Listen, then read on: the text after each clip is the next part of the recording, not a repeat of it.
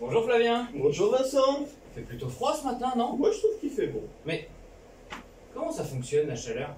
C'est une très bonne question et pour ça on va essayer de faire quelques petites expériences pour mieux comprendre cette notion.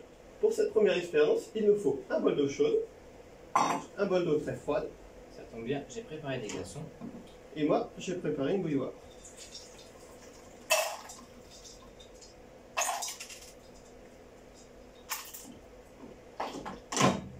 Et mettre simultanément un sucre dans chaque bol. Dans l'eau chaude et dans l'eau froide et on regarde ce qu'il se passe.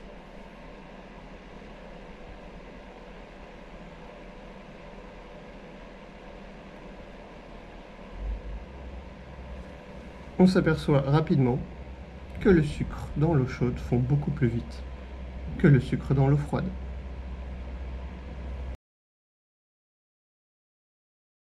Waouh, mais c'est étonnant. Le sucre a fondu beaucoup plus vite dans l'eau chaude que dans l'eau froide. C'est normal. Regarde. La matière, c'est-à-dire toi, moi, la table, le bol, l'eau, est constituée de molécules. Ces molécules elles-mêmes constituées d'atomes. Ici, une représentation très agrandie. Ces molécules, elles bougent. Et plus elles bougent, plus c'est chaud. C'est ce mouvement microscopique qui est la chaleur. Donc tu veux dire, si j'ai bien compris, que dans ces deux bols, j'ai exactement les mêmes molécules, mais parce qu'elles bougent beaucoup plus dans celui-ci que celui-là, l'eau est chaude et l'eau est froide. Exactement.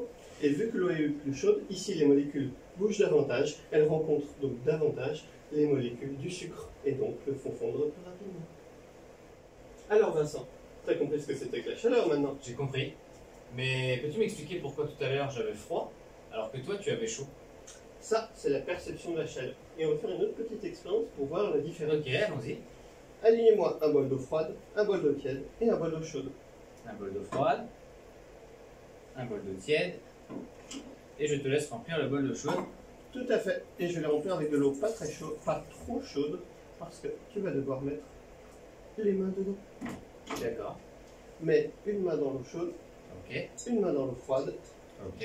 et attends quelques secondes. Wouh! Un peu chaud. Un peu chaud, un peu froid, ouais. Il y a les deux, quoi.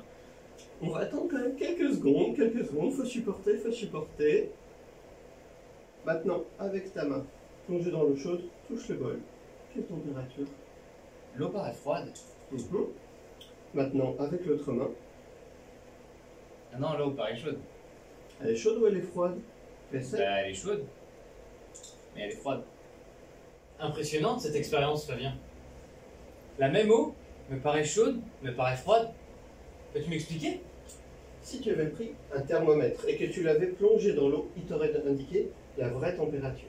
Mais ton corps n'est pas aussi précis qu'un thermomètre. Il agit en comparant. Quand tu plonges ta main dans l'eau chaude, tu vas chauffer ta main et elle va être plus chaude que l'eau. Elle va la trouver donc froide.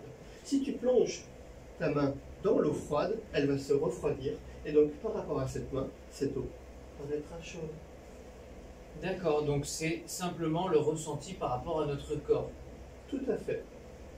Donc, si je prends deux objets de même température et que je les touche avec mes mains qui elles-mêmes sont à la même température, je devrais avoir le même ressenti sur ces deux objets, n'est-ce pas? Ça dépend. Comment ça? Une petite expérience s'impose. Alors, pour cette expérience, j'ai préparé quelques petites choses dans le frigo. Oui, je mets des choses assez étranges dans mon frigo, je te l'accorde. Je vois ça. J'ai donc deux objets, un en bois, un en métal, que j'ai mis dans le frigo. Tu es d'accord qu'ils doivent avoir la même température? J'imagine. Je te laisse toucher le bois, toucher le métal et me dire ce que tu en penses.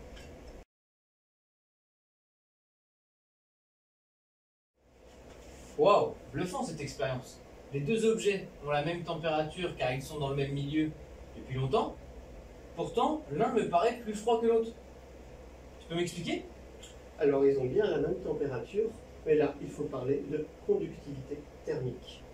Les matériaux ne conduisent pas tous aussi bien l'électricité, c'est pareil pour la chaleur. Le bois conduit très mal la chaleur, le métal conduit très bien la chaleur. Du coup, les deux sont plus froids que ta main. Ta main va se refroidir plus vite en ne donnant plus rapidement sa température au métal qu'au bois. J'imagine exactement l'inverse pour le bois. Exactement. Impressionnant. Maintenant, vous savez tout sur la chaleur.